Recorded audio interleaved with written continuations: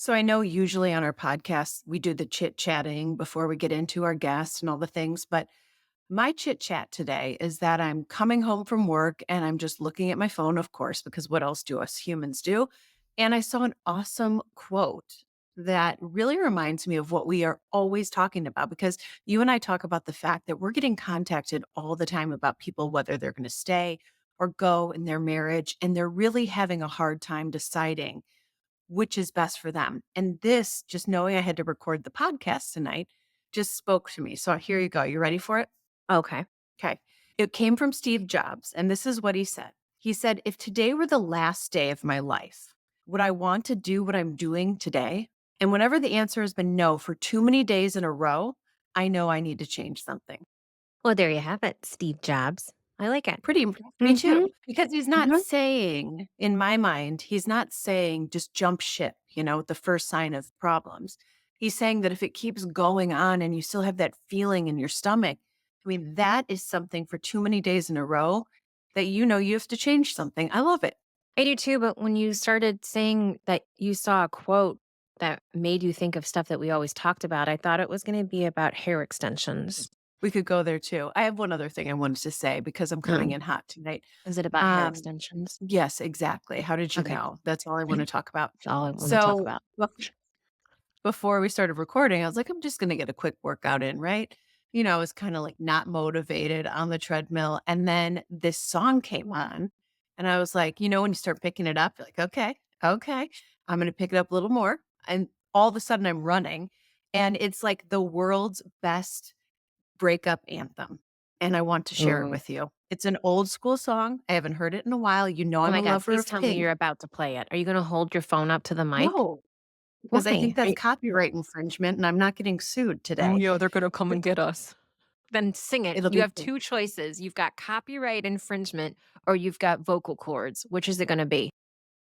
you know what? Why are you being so rude tonight? Come I'm on. just gonna share what the song name is, okay? It's Alright, it's fine. literally called There You Go by Pink. You want your breakup album or anthem, that's what you have to go. It's an old school Pink song. It's a breakup anthem. That one, Listen like, to it. "There you go." That one? "Na, na, na, na, na." Yes. Okay, got it. I got it. That's a good one. You sing it first. Thank you. I can't even think of all the words, but I would if I could. Okay, so now can we talk about hair extensions just for a moment in time? I had a feeling you weren't going to drop that. No. You know me. Listen, I want them back. I'm just gonna say it. What? I want them back. I thought I was New buyer's stronger. remorse. It's I didn't buy anything. I bought, took You 'em cut them taking out, them out. so yeah. You paid to cut them out, now you want them back. I don't like it. I don't, and I will admit that all of that, like, "Oh, girl, it's such a power move taking out your hair extensions because this is who you are." I don't like it. I don't like it at all. And I'm going to be very transparent and say if you see me one day very soon with the hair extensions back in, it's because I couldn't hack life without it. And that's just what it is. What do So you not like? What like, because you have that cute bob going on that's so I in don't style think right now. I'll tell you the God honest truth. And I am an embarrassment to all women for what I'm about to say. But I Alright, don't I'm think ready. I'm as pretty without my hair extensions.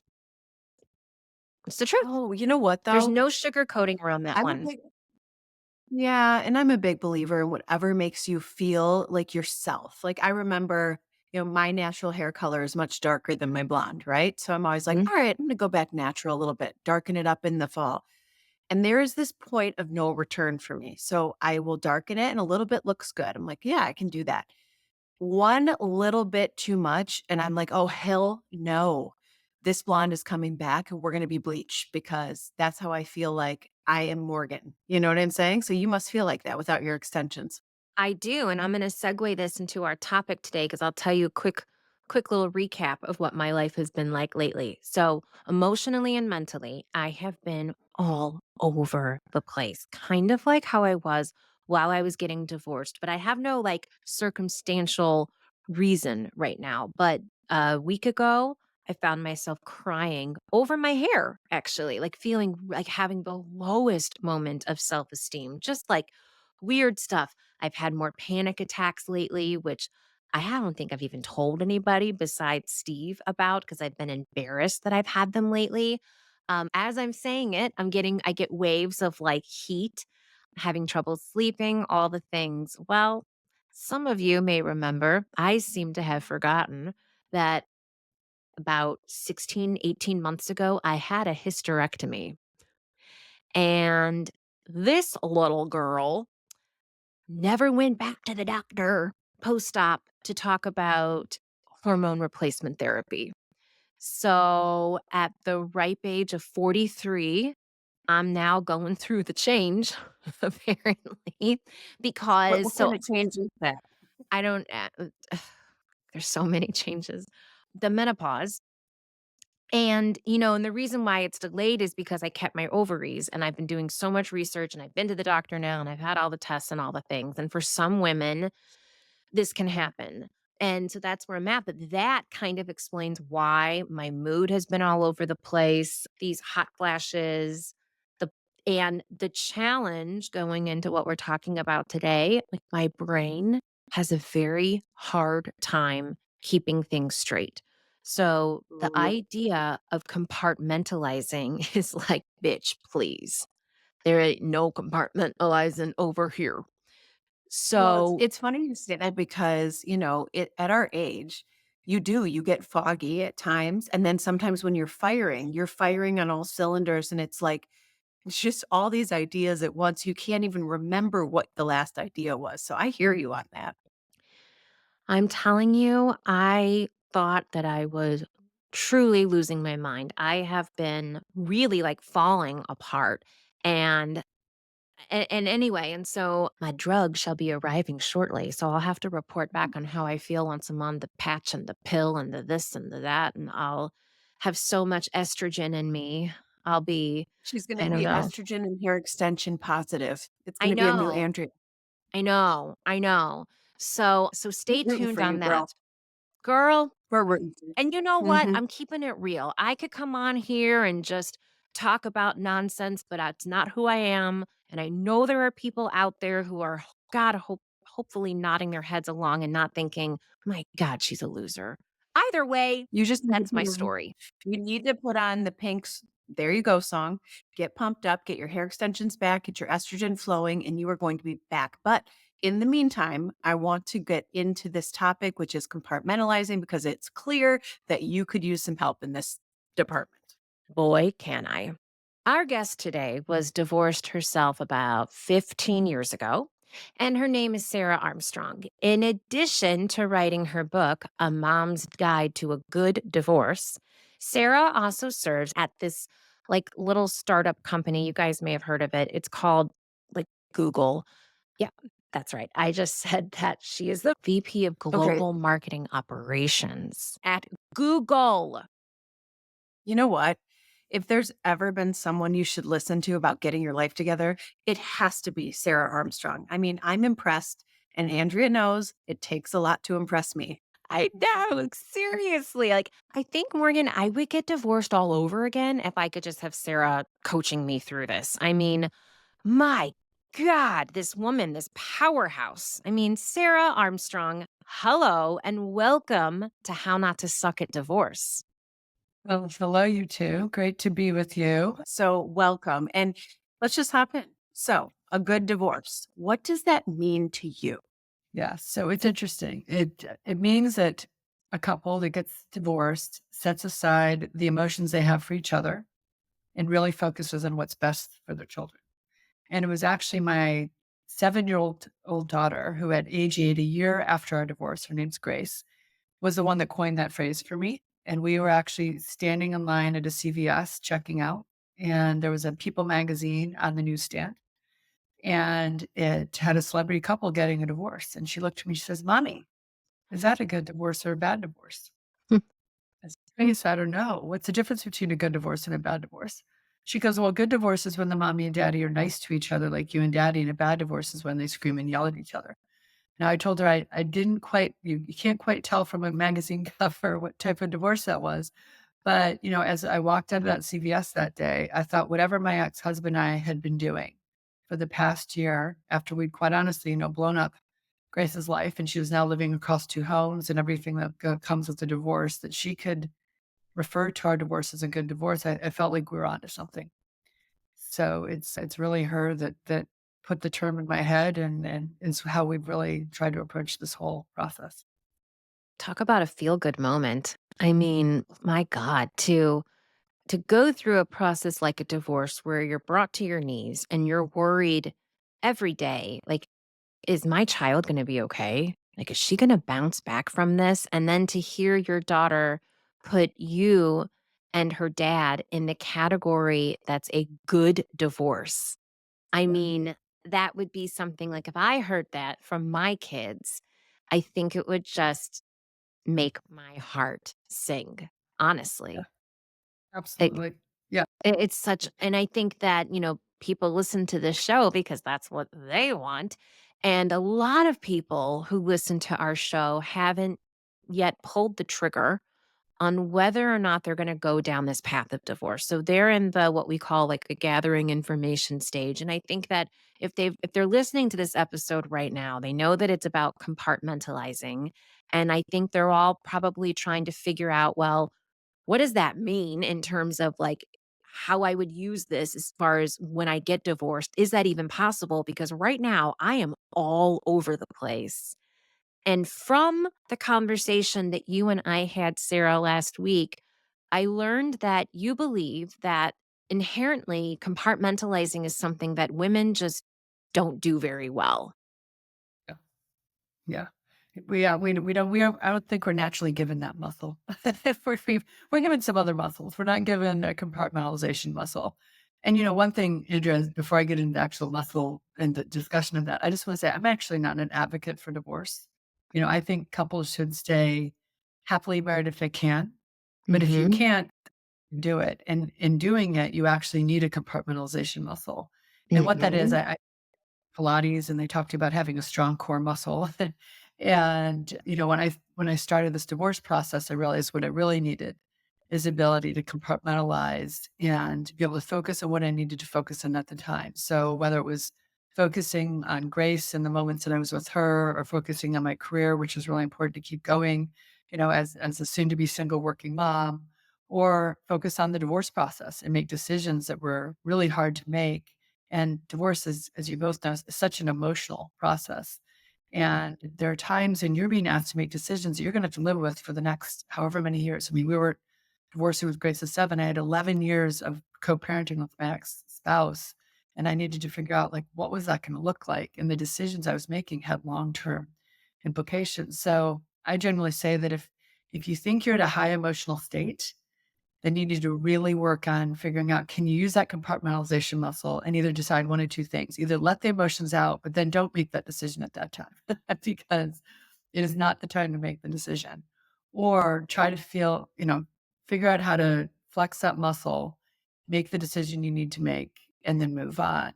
And also the other angle of the compartmentalization muscle is when you have your buttons pushed during the process by individuals. It could be your ex-spouse or ex-husband. It could be the lawyer sitting on the side of the table of your ex-spouse or ex-husband. And in those instances, when those buttons are pushed, you have to decide, are you going to have those emotions come out then, or do you, again, use that compartmentalization muscle? If you could also be it with your children and your kids, they pick up everything. And so Sure. if you have that moment, where your buttons are pushed, do you actually let those emotions out, or do you instead walk away from that moment and then call your best friend, call your therapist, whoever it is, and say, "I need to let this out, but I didn't want to do it in front of my kids." So there's so many different places that you need this muscle to flex, but I really think it's something we all need to have. So, Sarah, we are in alignment. So, Andrea and I preach on this show. We're not advocates of divorce. And just because I'm a divorce lawyer doesn't mean that I'm here telling everyone to get divorced. That is so far from what we are doing this show for. Yeah. But we agree with you. If you are unhappy or you can't make it work and you've tried, and we're advocates of trying, then divorce may be a decision you may have to make. So, we agree with you 100%. And I want to go back to your compartmentalization because I think divorce lawyers are very well equipped to be great at doing that. But the one thing that we don't see a lot of is clients that are able to compartmentalize well. And the reason I think that a lot of clients have difficulty doing this is one, they're getting flooded with information. Two, they've never had to go through this where it's so emotional and so much information coming in and so many unknowns that it's hard to compartmentalize. And so just today, I have a male client, really nice guy, but he's really sick of the process. His wife has just been throwing curveballs every day. And he's unable to compartmentalize it. And what I keep telling him is I call it, it's a case of squirrels. And what I say about that is like, we have this strategy, we have this plan, we are executing the plan. And then all of a sudden it's like, oh, look, squirrel. Oh, look, squirrel. And the wife keeps throwing these things that I call squirrels out there. They don't mean anything. We don't need to jump at them. We need to stay the position in our strategy, but Right. they're causing him angst. So, one of the things that, and I want to hear about how you would suggest compartmentalizing, but one of the things that I talk about with my clients is like, that actually I think sticks and actually helps them is let's put these thoughts into buckets. And I call them buckets because they're easy to think about. It's like, all right, here's bucket one and what we're going to do with bucket one. Here's bucket two. And so when I talk to clients that are really, really stressed out about buckets, it seems to hit differently. I actually think that's interesting. I hadn't heard the bucket strategy, I'll call it, but but I actually think that's a great way to do it because you have to break things down also into those bite-sized pieces, right? That you can actually process and decide what you in those buckets. As I'm thinking about your guidance there, what you would react to. Which bucket you might want to, which piece in the bucket do you want to react to, and which do you say, I'm going to let that one go. There's a No, squirrel bucket for sure. Well, okay. I want to speak for a minute to the squirrel story that you just yeah, told, because for people who are listening who are in that mode, and I'm not a therapist, but as someone who's been through it, I think sometimes when you are in a heightened state of awareness because there's so much being thrown at you, I don't even know, like, it's like squirrel, squirrel, squirrel, but also you are so worried and fearful of everything that I think it's like, it's not just like squirrel in the sense of like, oh, what's that? An acorn? It's like a mhm. fearful squirrel, right? It's like you're You're right. constantly like ducking, and you feel so threatened and triggered because they say all the time, it's like, is a bear chasing you in the woods? Well, for a lot of people, it is like a bear is chasing them in the woods. And Oh, Sarah, I I see your totally head nodding here. So we agree. Yes. we agree. And legally, I think before Sarah comments, legally, I want to tell you that those a good lawyer will identify what's a squirrel and what's Mhm. a necessary bucket. Okay. So you're going to feel stressed out if you get a letter that just says, you messed up X, Y, and Z. It's probably a lot of nonsense, and it could be a squirrel, but you need your lawyer to tell you what really matters and help you kind of do that compartmentalization. So, Sarah, what do you think about that? Yeah, no, I mean, I agree because I think you're in such the sensitivity, the emotions, and I think being chased by a bear is it's a fair analogy too. Squirrels and bears, lots of animals in our midst, but I think that is the reality. I mean, you're just not at the normal, the adrenaline that is rushing through your body through this process and the highs and lows you go through. And I always say it's an emotional roller coaster every day. You do need someone. You need your lawyer. You need individuals that are in your midst that are helping you to kind of decide what to react to, what is worth reacting to and what is like, let that piece go or now is not the time to react to that. And I think having someone that helps you differentiate the squirrel from the bear is, I think, an important thing.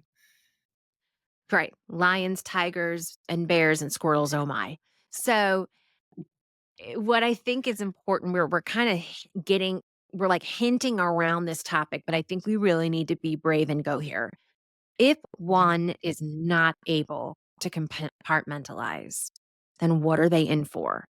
And Yeah. I'll go first because I think I did this and I want to hear, Sarah, your perspective and Morgan, your perspective.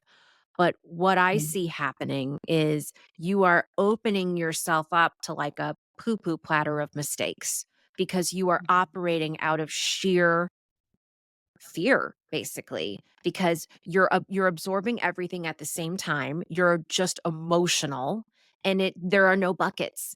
And so you're just going to make these decisions because you kind of want everything to stop because you're, as the therapist would say, you're flooded with information. What do you guys think is like the big danger in not compartmentalizing? Well, I think it's you that you're going to react in those moments and make a decision that isn't the best for your children. It's most likely not the best thing for you. And, that's why sometimes it is hard not to react and not to make that snap decision because you do want to get through the process. And I'm not advocating for prolonging something that is already, a painful process to begin with. But I do think that the ability to create the space for you to reflect and make sure you're not having a knee jerk reaction in that moment to a decision that you have to make and making sure you're making the best decision with your children front and center and keeping them, as the focus of a lot of those decisions. I think that's where sometimes because the emotions are running high, the buttons are being pushed, squirrels are being put in front of you, all these things, you actually you don't give yourself the time to make the best decision that's for the long term and for your children. And so I think that's what I think is the risk in these moments if you don't have a combination of the right mindset and the right counsel. Yeah, agreed. So, one of the things that I see a lot of is people who can't compartmentalize and put them into these issues into the real buckets that need to be. And what I always say to people is put it in this bucket, we're going to come back to it. But you lose sight of the forest from the trees Yeah. and you lose sight of your goals. And so you want to react to every little thing if you can't compartmentalize, but you might lose the overall goal of where you need to end up. And so it's like, win the battle, lose the war. That's what could happen in your divorce. Yeah, you might win that little swirl issue because Mhm. you reacted, but what dominoes fall from when you start reacting to those little things with regards to your bigger strategy? Yeah. I agree. And I think it's all about trade-offs, and I think in those moments of if you've compartmentalized, you can then think through things and think about the trade-offs, think about, all of those considerations. When you jump and you let those emotions trigger the decision, you are most likely in a different place. So if our listeners maybe like, Morgan, what the hell are you talking about? This sounds crazy. I don't know how I'm going to even think this through. Here's what you're going to do. If these things are happening to you and it's like a flood in your brain of all these issues, you're going to call your lawyer and you're going to ask them, what's most important?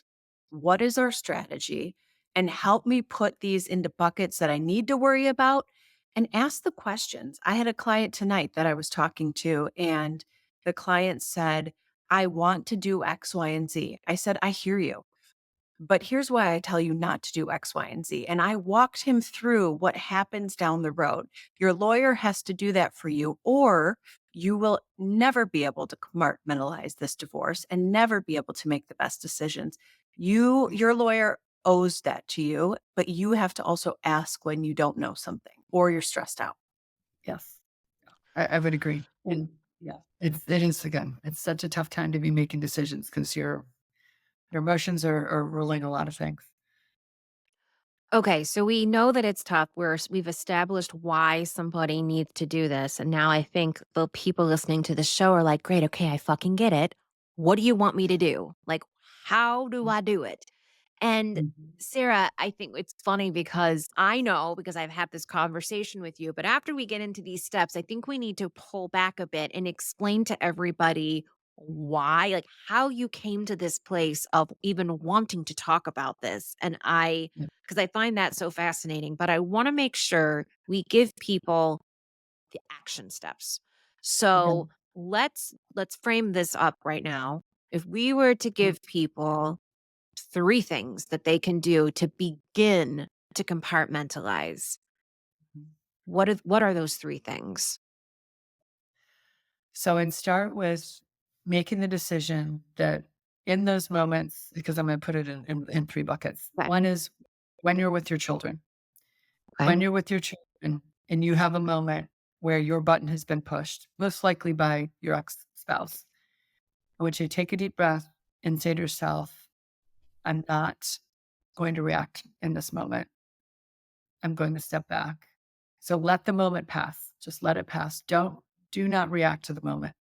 And by the way, again, I'm not saying internalize the emotion because that doesn't help you for this either. You can let that moment pass and then either go make the phone call, go for a long walk, do something that allows you to express what you felt in that moment, but just not when your kids are there.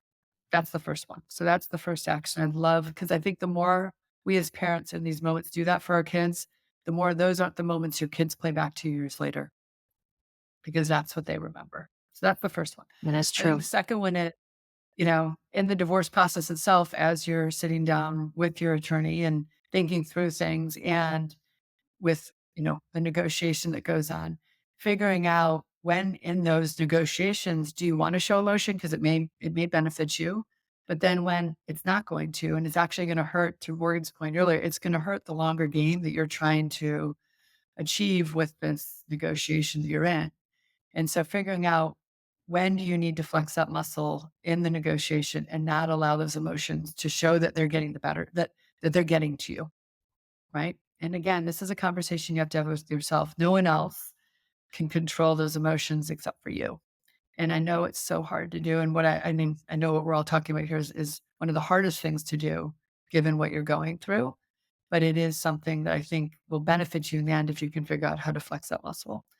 And then the third is going to be a one I haven't really reflected on yet, but it's, in other social settings where you might have someone make a comment about the divorce or about your ex-spouse or whatever the situation is. Again, those are moments when it may be best just to let that moment pass too, versus feeling like you have to either defend the decision you're making about getting divorced or say something about your ex-spouse or ex-husband in that moment.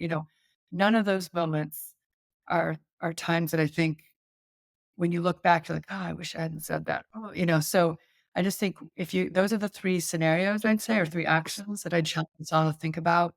If we could use the muscle then and use it very consciously and with intent, I think it's going to be better for the long term for you, for your kids, and for those, potential relationships you're trying to manage out in the world.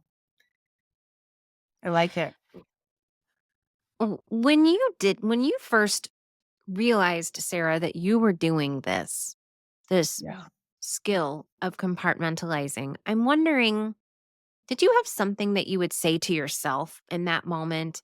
Do you remember like having a moment where it's almost like you have to acknowledge that it's happening and then also tell yourself, I am making a choice right now to not open my mouth and verbally react.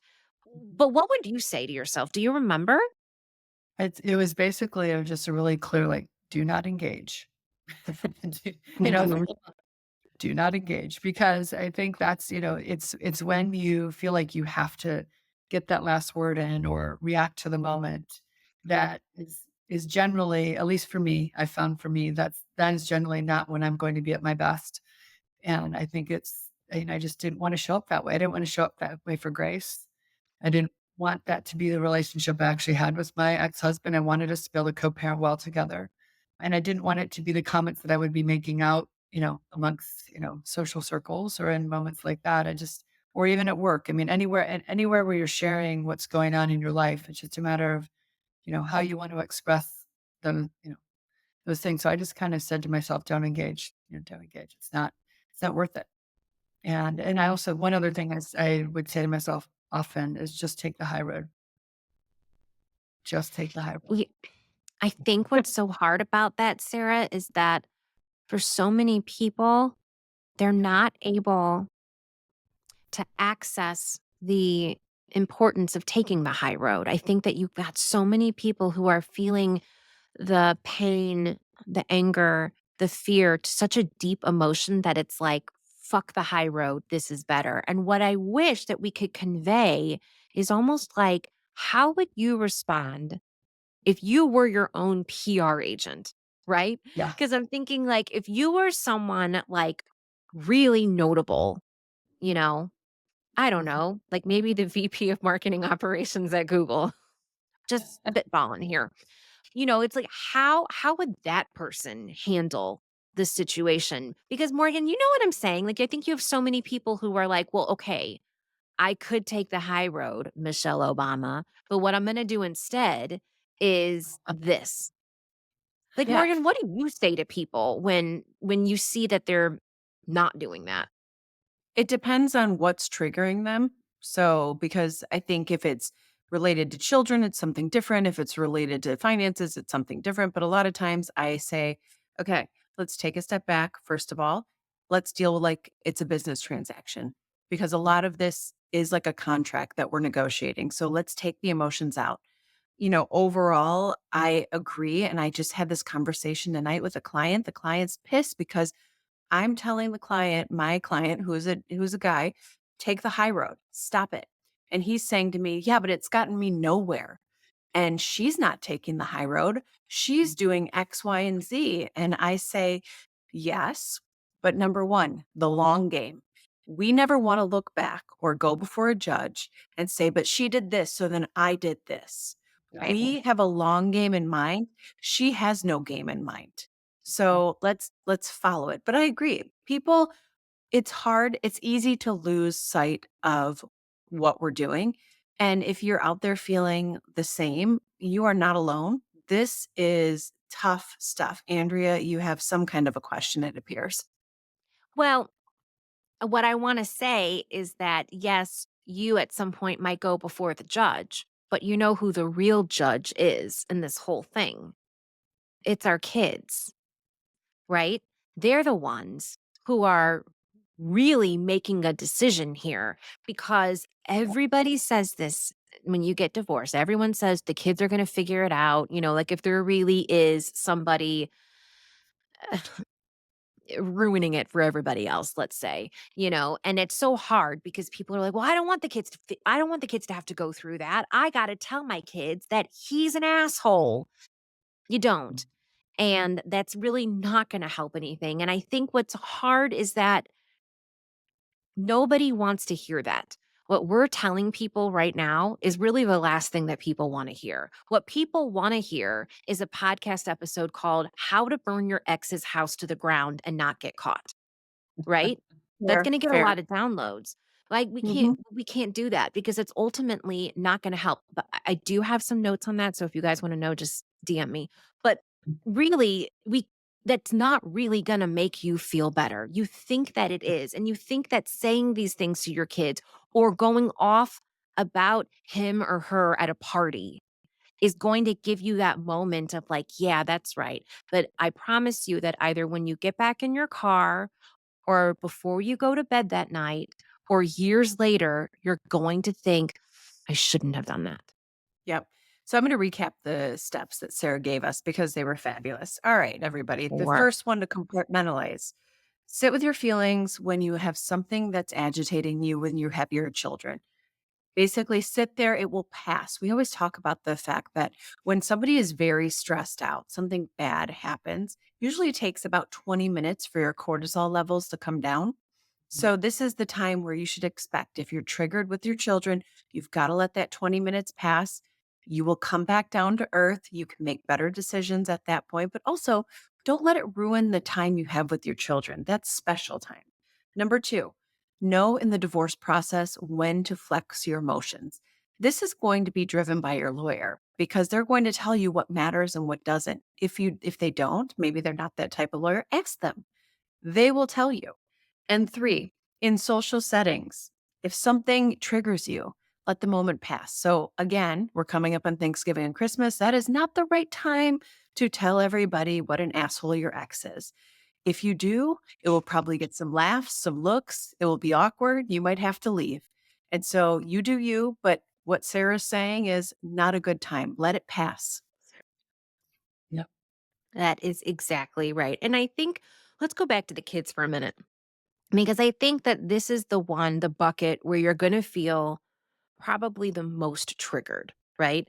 And so, what I recommend doing is if you're really, really angry by something that your kids say, this is one that I hear all the time from people is like, well, let's say you're a mom and it's, well, daddy says that you always blah, blah, blah. Or daddy says he can't do that because you took all of his money.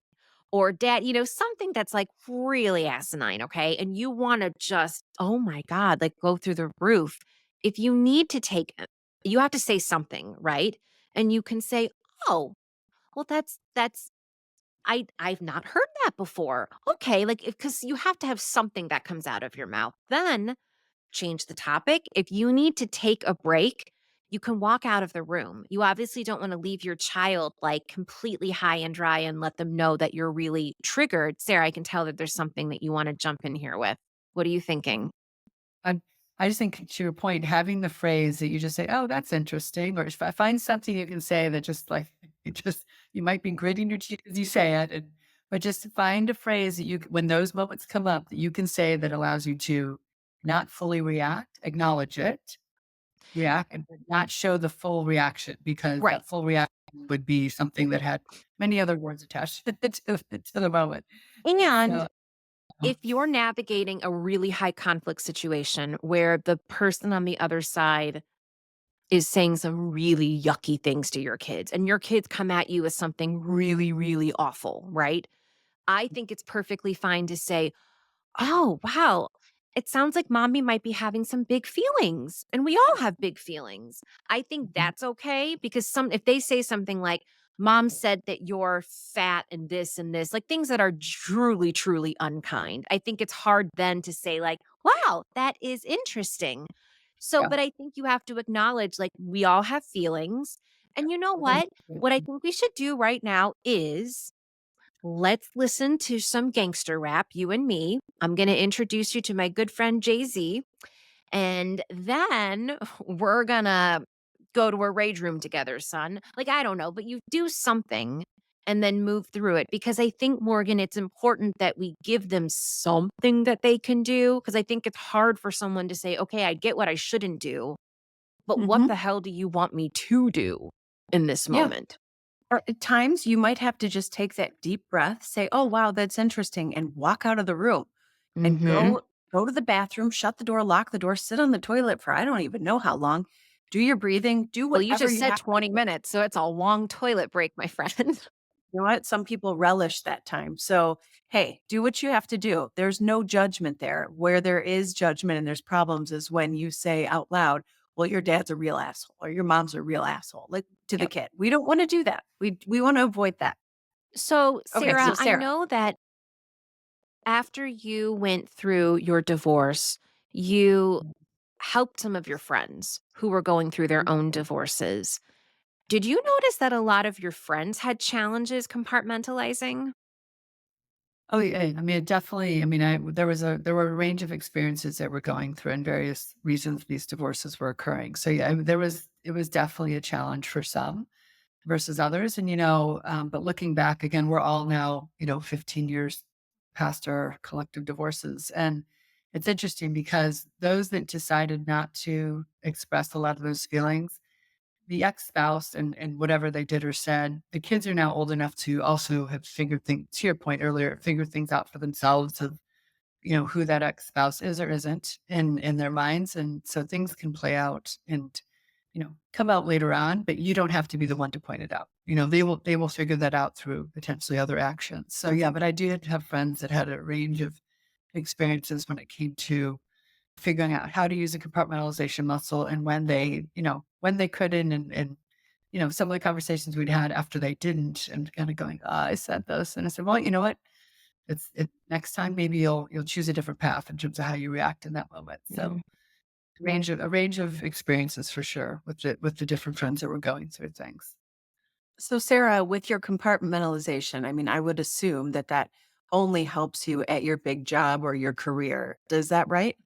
Yes, I mean, I would say, in reflecting on the need for the divorce process, I think as a working parent, I generally say that even as a working parent, there's days that, you need to show up at work and things are crazy at home, or something's happened and you need to be there in the moment. Or quite honestly, the reverse is true. You come home at night and you need to be able to just be present with your kids, and you may have had a crazy day, and things are going on that you have to still process from your work day, but really setting that aside and saying, I'll think about that later, but I need to spend the couple hours that my kids get with me and make sure that it's the best that they can. They don't need to feel that stress of what you may be bringing home from work or whatever the case may be. So I think that the compartmentalization also has many applications. It's not purely for, the divorce situation, but it is something that I have definitely built over the years, and it has definitely served me well, I think, in both managing my home life and my career and everything in between, so There's been a lot of talk lately in just, like, in the political world, as well as, like, it's always been in corporate America for a while, about women being so emotional, right? Mhm. And like, "Oh, well, I don't know. She's a woman. She could be all over the place." We're all women, and we're Yes. all in the workforce. We actually all do work in corporate America. How do you feel like you ever battled that, or do you feel like I mean, both of you actually, that that your compartmentalization muscle is so strong that you've been able to immediately put things in buckets? Well, I'll reflect, and Morgan, I'm be curious what it's interesting. I am pretty even keeled overall, and my team knows it about me. So then, if I do show significant emotion, it registers. They're like, "Wow, okay." So I do think that it's no different than parents that are generally even keeled. When you do get upset, your kids go, "Oh, wow, mom, dad's this.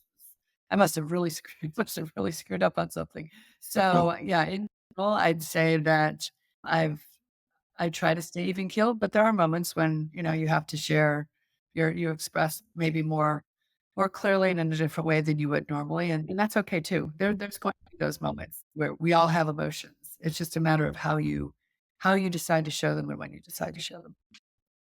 Yeah, How I do you feel, agree. Morgan? I agree with that. I think that there's a time and a place to show big emotions, and some days you just show it. I'm also pretty even keeled, but when I lose it, I lose it, and it's really hard for me to get it back. But when I think about compartmentalization, I mean, I think that a divorce lawyer has to do it all day long because we have so many clients, we have so many problems, we have so many emergencies, and there's days where you have your whole day planned out, and one thing can happen, and your whole day is turned on a dime.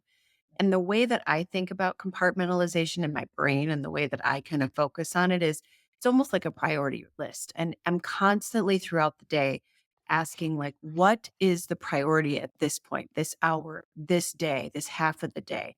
And that's how I kind of put it into my own buckets in my head.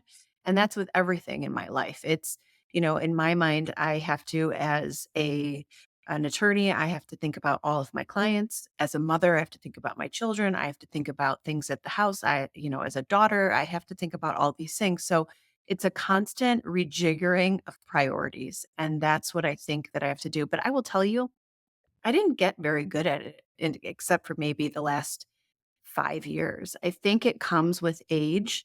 I think it also comes with experience. And, I think it's a learning curve consistently, especially depending on where you're at in life. You wanna know when I learned how to do it? When I got Yeah. divorced. I didn't know. I didn't. I mean, it was genuinely the process of me going through my divorce that, like, for a while, that was like my part-time job, you know? It's so draining, it's so time consuming, and you are constantly putting things in buckets, you know? You're working, you're a mom, you've got this wild divorce that you're going through. It's like it's all the things. So, let's talk about this though. Speaking of part-time jobs, Sarah, a lot of people who are listening to this show are probably getting back into the workforce for maybe the first time in a while. Yeah. Side question, any advice for these people? Yeah. No, first of all, I think I know it can be daunting to kind of re-enter, or if you've been part-time or you've not been working at all and then go back into the workforce. And I had a number of friends who did that after their divorces. And so I appreciate that it can be daunting. But I think the one thing that I would say is really step back and think about, the skills that so many of my friends who are stay-at-home moms or were working part-time, they have this amazing set of skills that they've developed over the years. It's just a matter of how you want to apply them, what industry you want to apply them to. And, it's not an easy thing, but, really starting to network and so again, that's another muscle, build your networking muscle, really start talking to people and thinking about, what do you want to talk about every day in addition to, being a mom and all that you've done there. And so I know it's not easy, but it's definitely something that is doable. And I've seen a number of my friends who have had kind of that next phase of life that involved a career. And, they found, gosh, I have a good friend who, she started an amazing jewelry business and it's going gangbusters. And she was incredibly creative and this is the outlet that she wanted to do. And so I've seen some really interesting examples of people either creating something entrepreneurial on their own or joining a company that they do their work for before or a different company in a different industry. I've kind of seen it all, but I definitely believe it's possible. And sometimes the hardest thing for people to do is just get started, and start talking to people and admitting, okay, I'm not quite sure where I fit into this working picture and just, sitting down with people and starting to talk about what they do, what would be an interesting path for you to explore and, you just have to get those wheels in motion, start the conversation. I love the positivity here. I love that we're going in this upward positive direction. And Sarah, this season on our show, we often tell our listeners that for as bad as things feel right now, your Mhm. life can and will be different Mhm. 5 years from now. You're actually 15 years out. I want to know, how different is your life? And would you say that you are a happy person now? Oh my gosh. Yeah. So I think the interesting thing when you go through divorce, the reason we go through the action of divorce is because, something's triggered about there's unhappiness, right? We need to make a change. The whole goal is to get to a happy place. And I can absolutely say that I'm as happy as I've ever been. I love my life. It's very different than when I was married and it's, 15 years out now. But I fundamentally believe that you can live the most happy, healthy, fulfilling life as someone who's divorced. And Morgan, Andrew, appreciate this. I recently had someone tell me that I made divorce look too good. And I looked at them and I said, huh. I go, well, interesting. I said, I'm honestly just trying to live, be happy and enjoy my life. And so I unapologetically think that I'm living the best life possible. And so but it is interesting. So knowing that though, when you're in the thick of it, you can't see that, because it feels like that's not a possibility. But just knowing it absolutely is. And I agree with you. It'll take a little time. I do say that that first year post divorce, you're recovering from a divorce hangover and you're still having to drive carpool every morning. It's really hard. And you get up every day. You may not feel like even getting out of bed, but you do need to, and you need to kind of put one foot in front of the other. And each year post divorce, things will get better. And there will be a point when you say, wow, I know I went through that. It was a really tough time, but there is happiness. There's a brighter future for both you and your kids, but you just have to kind of stay the course. And sometimes it seems like that's not possible, but I fundamentally believe that it is. And actually, just a quick aside, I was at a business dinner in Mexico City a couple years after my divorce, and one of my old friends and colleagues looked at me and he said, "Sarah, you're so happy." Yeah, he goes, "But you're divorced." I said, "Selman, getting a divorce is not a death sentence." I said, Wait, you expect me to die? I said, I just, yeah, my ex-husband and I just decided to no longer be married to each other. I said, I'm happy. I said, Grace is happy. I said, my ex-husband's happy. I go, we are all really happy. And I said, it is possible to be divorced and be happy. And that actually, ironically, is when I mentioned to him that I'd been helping a number of my friends through their divorces and that they had all been really encouraging me to write a book. And I had said to them over the years, I'm not a writer. I'm not going to write a book. Why? I said to Salman at that moment, I said, my friends have been saying this. He goes, you should really write that book. So the next morning I got on a plane out of Mexico City and I opened my personal laptop and I wrote this one line and said, this book's been written by a girl who never ever thought she would get a divorce, who got a divorce and what she learned along the way. So, but it's, yeah, so it's interesting, but that reflection and that conversation was a trigger for me in terms of, helping to share with others that I do think it's possible to have a good divorce and to be happy at the end of all of it. So let's talk about this book for a minute because, Sarah, I asked you this question when we spoke last week, but it strikes me in such like a powerful way that you are, by all intents and purposes, a very busy woman. You have a successful career. You didn't need to write a book, yet you have this passion and you have spent so much time and money getting this word out there. And I just want to know, I'll ask you again on this show, why? Yeah. No, it's a great question. When it was clear that we were going to be going down the path of getting divorced, I should say my parents have been married for 55 years. They are the picture of a lifetime partnership and the most beautiful marriage you could ever imagine. And I'm so fortunate to have my parents as that role model. But clearly that wasn't going to be my path. And unfortunately, I'd seen a number of their friends when I was growing up have really ugly divorces, Mm-mm. really ugly divorces. So my mental model of divorce was not a positive one. So what I had decided is, if we were going to go down the path, I wanted to do it differently. And really because I felt like, we owed that to Grace. We brought her into this world and she didn't choose for her parents to decide that they were going to get divorced. She was going to live across two homes, all that comes with divorce. So it was a very conscious decision to go down the path of the approach we took. And then in terms of writing the book, I feel like this is my giving back.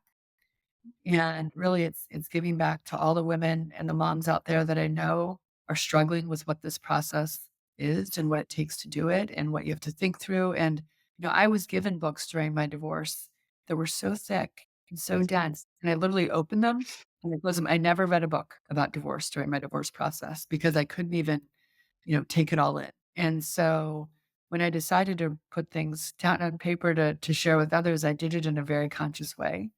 And I did it hopefully in a way that it's consumable. There's 185 topics in the book, but they're bite sized. There's a paragraph or a page on any given topic. And it's meant to just be your guide, be that, thing that's there on your, maybe it's not on your bedside because you're not ready for anyone to know. It could be on your iPad. There's an audio version, but it's there for you when you need it. And, I had a young mom stop me in the produce section at the grocery store right after I'd written the book, and she said to me, "I was at your book signing." And I go, "Oh gosh." And she goes, and she said, "I'm going through divorce." And it's always, I always say it's a bittersweet thing when someone says they have my book because that means they need my book. And I said to her, "Well, I am so sorry to hear you're divorced." She goes, "Well, I want you to know I carry your book with me everywhere and it keeps me calm." Oh, that's amazing. And she said, "Thank you for writing it." And I looked at her and said, "Thank you for sharing that with me." And she walked away. And I have to tell you too, for all the effort, as you know, it takes to go into writing a book. I thought that one woman, helping that one woman and having her walk away and share that with me was worth all of it. I knew I'd helped one person. And so that's the goal. That's amazing. What a wonderful story. So where can people find this fantastic book? Yeah.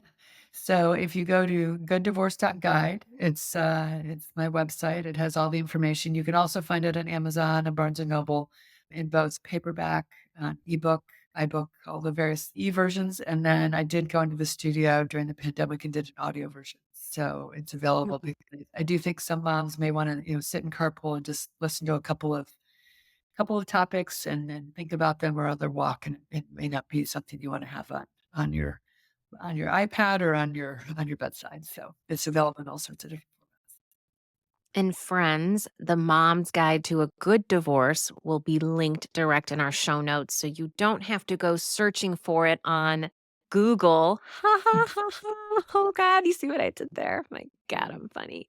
But we're just going to make it easy for you. Sarah, this has been such an amazing conversation. And I have to say, Morgan, what she was saying about, not opening a book while she went through a divorce and that, thinking I have to have something that's easier. I mean, did that not make you think of anything? Just a few Because things. I mean, it's like the exact reason why we do what we do, Yep. you know? It really is something, and I think that the 3 of us are all very lucky that we have this ability to give something back, and I think we're all on the exact same page that you always do this to help one person. You Yeah. always do this because you know that the one person who's even listening to this episode right now could be saying, "God, thank you. Okay, I get it. I Mhm. get it." And that one person potentially could avoid a conversation with their child that would hurt that child and something that that child will hold on to for the rest of their life. And I think that, you never realize how important these little conversations on a silly little podcast can be. So thank you so much, Sarah, for being with us. Thank you both, and thank you for what you're doing in terms of helping, you know, those out there that are trying to figure out how to maneuver the divorce process, because it isn't easy. But I think with very, very specific intent, you can have a good divorce. It is an attainable outcome. So thank you both for having me. All right, that was good. That was good stuff. What do you think? Well, let's put it into buckets. Squirrel. Squirrel. Squirrel buckets. I love how you and Sarah were like, "I'm even keeled." "No, I'm really even keeled." And I'm like, "I'm not." From the whack job over here on the show. You're still on hair extensions over there. I will forever be. Do you remember this? Like, years ago on our show, you were talking about a hidden talent you had, which was hold on, I can't even say it without laughing. You were saying that you could do a really good French twist on your Yeah, friend's hair, with but babies. that's the part that I can't say without laughing. I'm gonna need you to come over and French twist my way out of this hair depression. Fine, Depression. fine. I'll bring the baby's breath. We'll get that updo going. It will be very luscious, very thick. I'm gonna need it. I'm But gonna back need it. to compartmentalization. Let's. The topic was on point. We needed it. It is hard to do. And if you're sitting Mhm. there thinking, how the hell am I going to do it? Follow the steps, do the best that you do. And like Andrea says, you're not going to do this perfectly. You're not going to not make mistakes. What we are here is to help you not suck at your entire divorce. You're going to make mistakes, and that's okay. So, just if we can give you a little tidbit to make you do a little bit better, that's all we ask here. All That's we it. ask. And remember, all roads lead back to who's guiding you through this process. If you have a good attorney, if you have the right attorney for you and for your case, they're going to get you back on track and they're going to help you with all of this compartmentalization. They're going to help you realize what are the squirrels that we need to be paying attention to, and what's the shit that you got to let go of. Mhm. So know that. Also remember, if you don't have the DCC, probably want the DCC because the Divorce Crash Course is going to also hold your hand and help you see these areas that really deserve your attention and the other areas where it's like, okay, maybe this is not the most important thing right now. Above all, you guys, this is why we're here. This is why we do the show. If you're brand new to the show, hello, how are you? Welcome. And go back and listen to old episodes. Join the private community. Follow us on our social channels. We're here for you. And most of all, give yourself some grace. This process is not easy. It is a marathon. It's not a sprint. You will not be perfect. Andrea and I know it. That's how we started this show because Andrea was far from perfect in her divorce. Mm, And we will ouch. continue. I know, ouch. But her hair is going to be perfect shortly. So we'll Soon. make up for it. Anyway, what we're saying is not every day is going to be a good day. Could be hour by hour some days, and that's okay. But at the end of the day, what you need to remember is that you have got this and we have got you.